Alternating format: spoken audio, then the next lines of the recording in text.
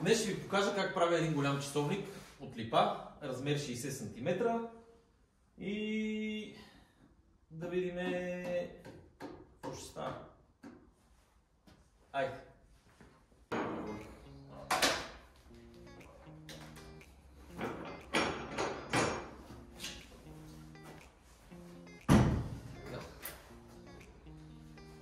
Много интересно приложение на стари акумулатори. Вместо да ги връщаме за по 10 и 20 лева колко да си ги ползвам.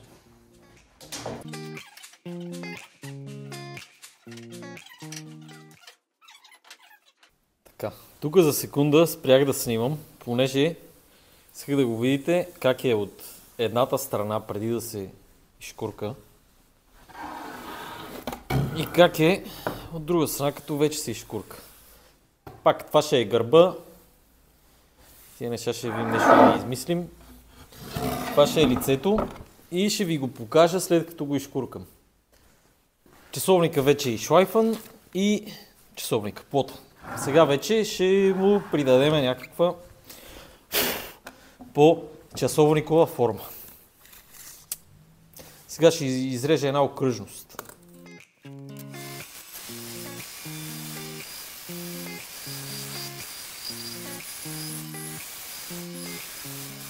Така, часовника вече е изрязан. Видях малко зор с рязането, но ево, вече си е кръгче. Сега, следващото нещо, което трябва да направя, понеже този часовник не е кръгъл, не е такъв стандартен, а е счупен, умишлено, аз вече съм си направил шаблони, с които да ми помогнат.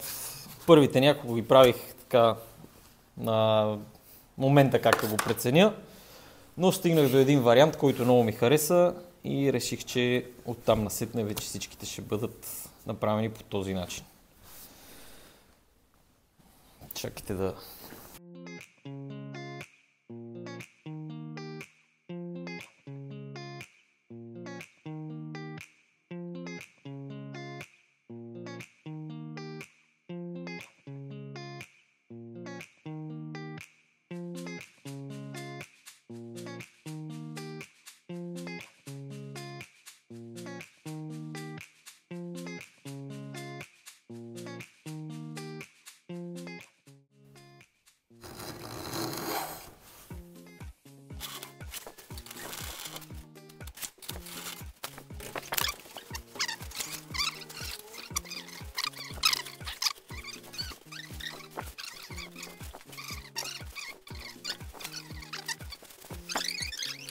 С летото оформих тези краища, които бяха много назъбени от банцика.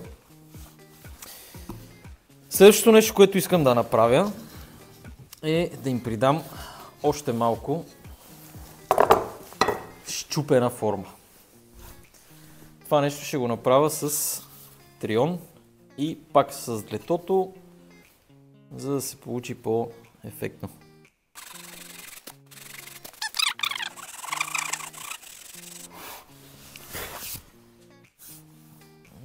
Ето тук даже прекалих доста, но може би ще излезе с шлайфане. Надявам се.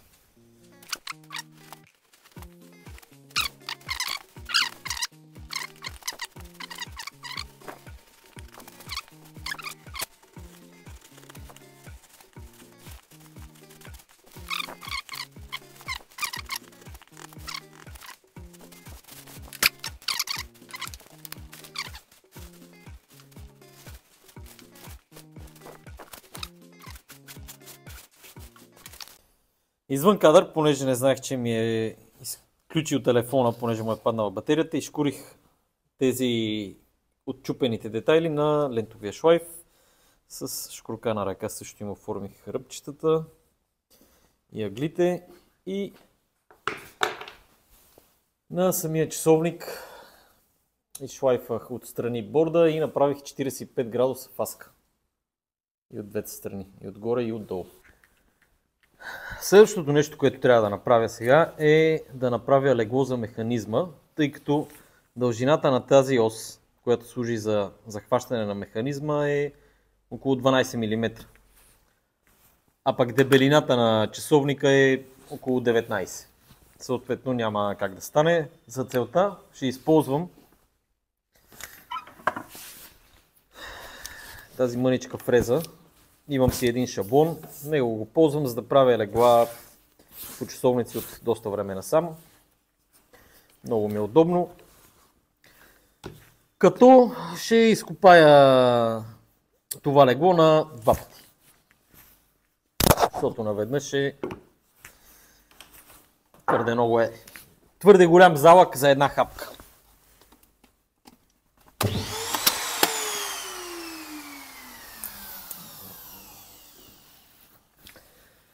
И това трябва да внимаваме да не се случва. Включена беше фрезата, когато я включих в контакта и се включи. Ако я бях оставил където не трябва, ще да стане проблем. Така че да внимаваме.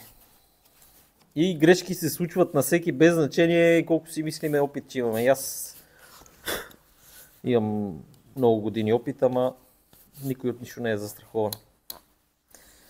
Действам.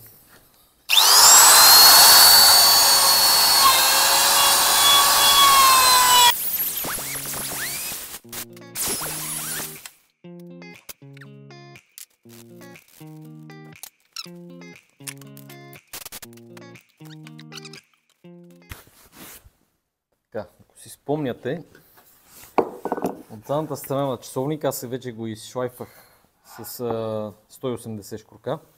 Имаше тая сериозна пукнатина. Сега ще я изпълня, ще я запълня с най-стария, елементарния трик, който съм гледал в YouTube, естествено. На мене, между другото, от YouTube ми идва цялото ноу-хау. И от експериментиране, естествено, но YouTube.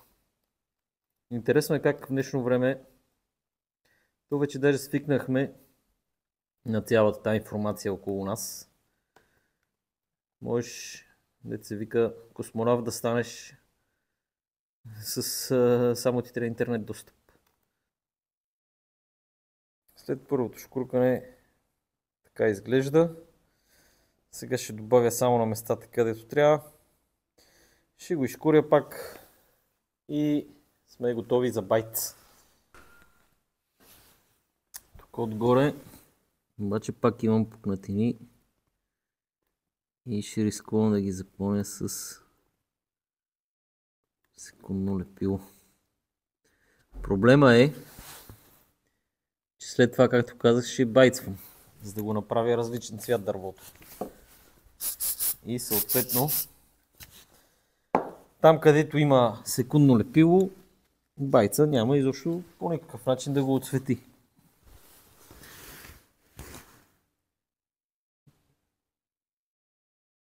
Но мисля, че ще стане почти еднакъв цвят, защото и без това пукнатините са в тъмния сектор на дървото. Тъмния сектор на дървото.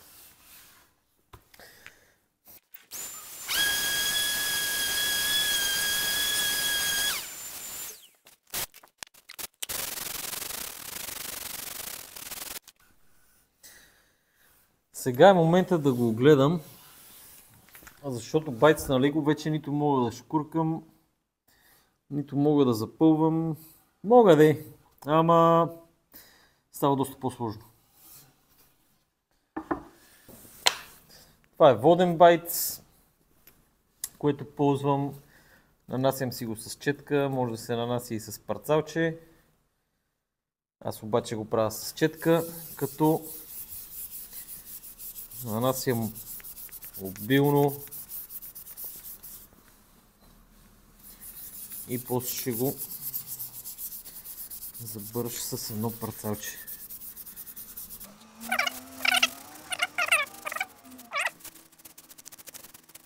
Намокрих парцалчето за да разнесе байца по-хубаво и да не останат следи от четката.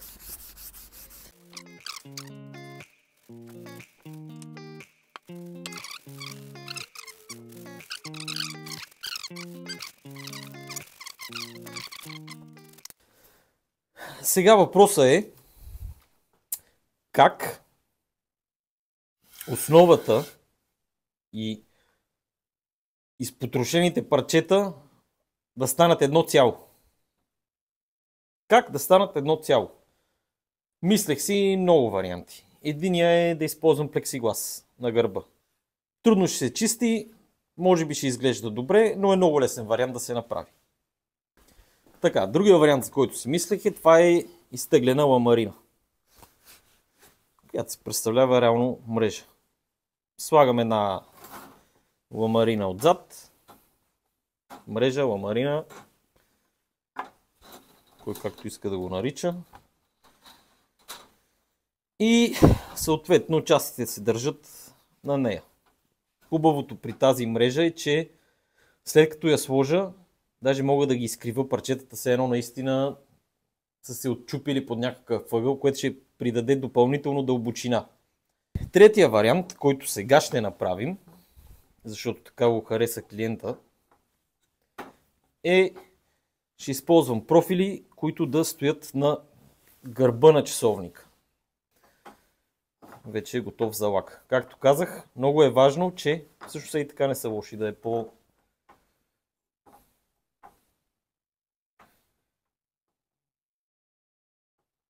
Може би трябва да са повече парчетата, но и това е много готин вариант.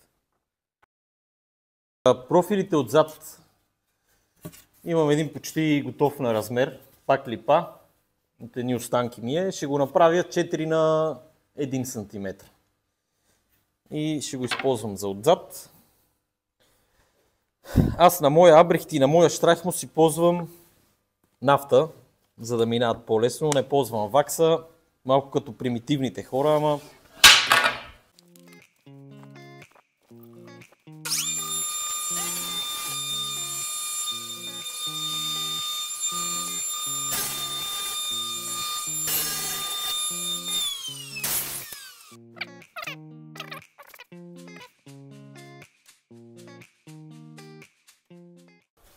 Четири броя от тези са готови. Значи имам едно такова хубаво профилче 5 на 2,5, обаче няма ми стигне. И от архива извадих един ето такъв профил, който бях използвал за една епоксидна смола да прикрепяме. Обаче не е много здрав. Тия линии, както и тия шарки, значат, че това дърво е като гъбичка. Меко и грам не е много добре. Това май е нещо гнило. И колкото и да ми се ще трябва да си търся друго решение.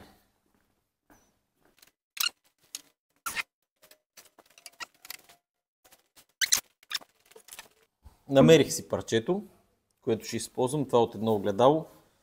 То е 4 см и половина широко, дебело, но е напълно окей и напълно достатъчно. Това, че трябва да е 5 см е нещо относително и плаващо. Аз съм решил, че трябва да е 5. Правил съм го и с 4, с 4,5. Изглежда добре.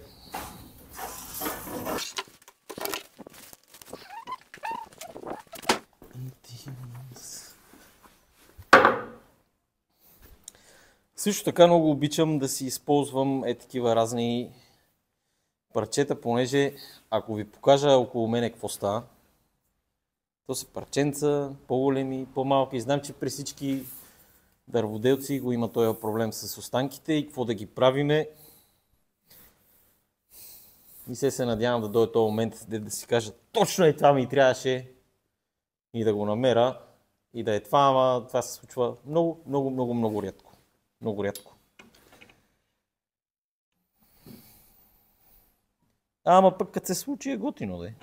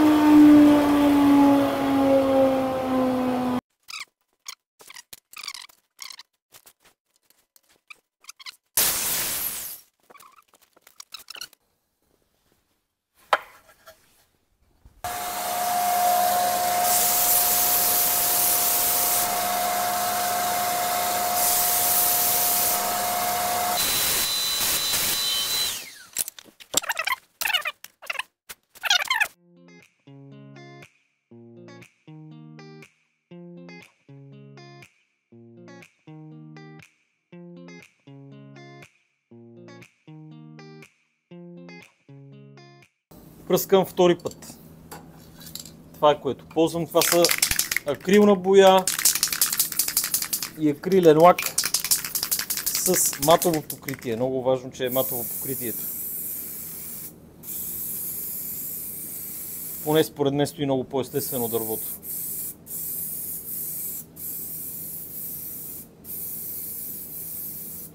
Това е втора ръка на черното.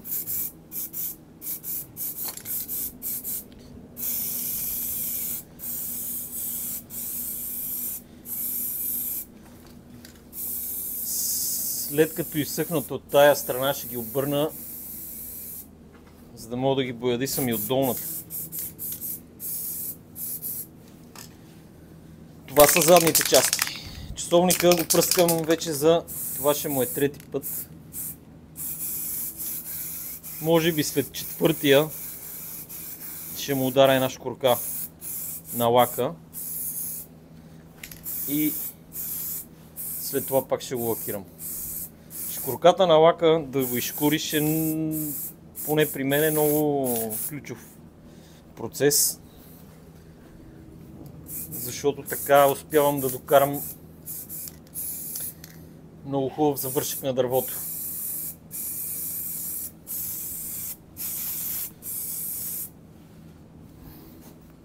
Хем изглежда естествено, хем е добре запечатано. Може да се чисти. Сега, гледайки видеото, се сещам, че аз изобщо не съм ви казал откъде се появи този часовник. И защо е такъв щупен, такова хубаво кръгче си беше. Аз взех, че го същисах. Та идеята се роди от едно видео в YouTube на скулптура Jack Creator, който прави основно диорами, или поне това качва. Не му знам дори името. Той само с някакво прозвище май се подвизава, но ще ликна видеото, ще ликне и канала му, за да ги видите. Аз винаги съм впечатлен от неговите творби. Истински артист, мейкър, крафтър, както каквито и да е думи да използвате.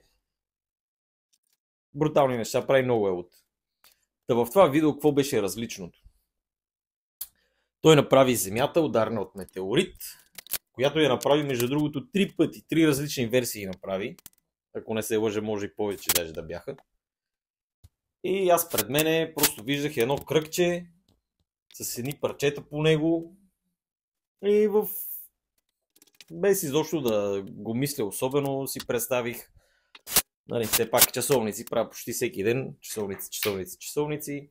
Да, това ми видяха очите, един часовник с едни откъснати парчета от времето в него. Това беше. Оттам се роди този часовник. Да не се чудите защо е счупен и защо е на парчета.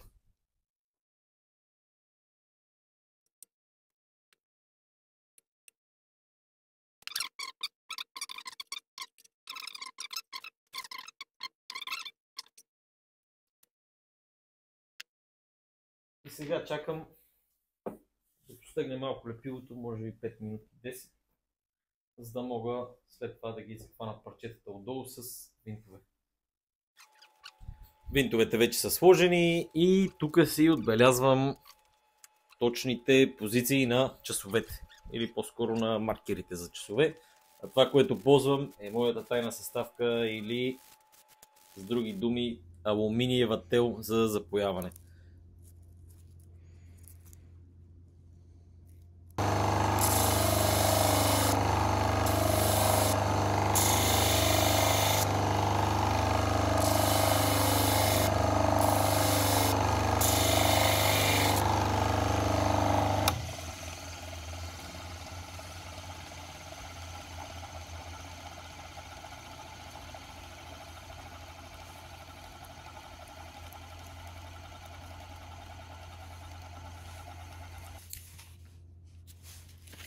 Почиствам хубаво с спирт и след това са готови вече за залепване тези черти. За целта използвам отново секундно лепило. Обаче този път не е от това двукомпонентното, което е като гел, ами съвсем течно джип използвам. Какво да ви кажа? Това може би не е най-добрият вариант, но става окей. Хубавото е, че след като се залепи и от... В началото аз само ги поставям, за да се застопорят тия черти. След това ги минавам и от двете страни по-обилно с лепило. Като изсъхне лепилото и отгоре като нанеса последния свой лак, то почти не си личи, пък и доста здраво държи, аз съм изненадан. Случвало се някакви черти да падат, да имам клиенти да кажат, нали, падна ми еди си какво си, но много рядко и ако се напъват, тогава падат, иначе е напълно окей.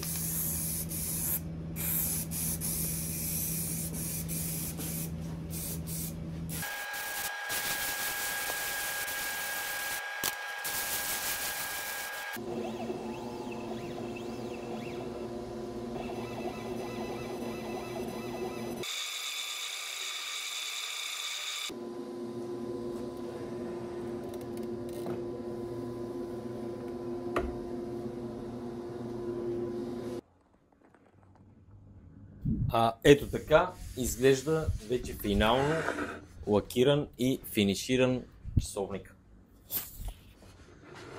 Почти без абсолютно никакви забележки. Лепилото, секундното лепило от чертите също не се забелязва особено. Може да се чисти с мокра кърпа, мокър парцал, без препарати, но да, позволява да се мокри.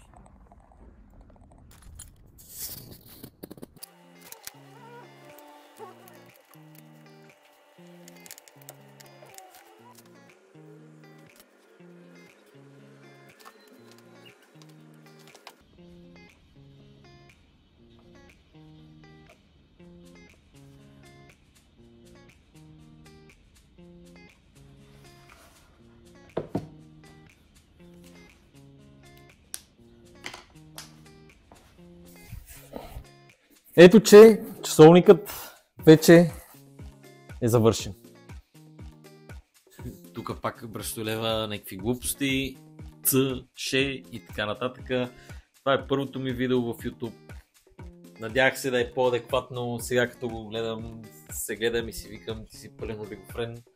Но както и да е, ако сте го изгледали чак до тук, много ви благодаря за търпението.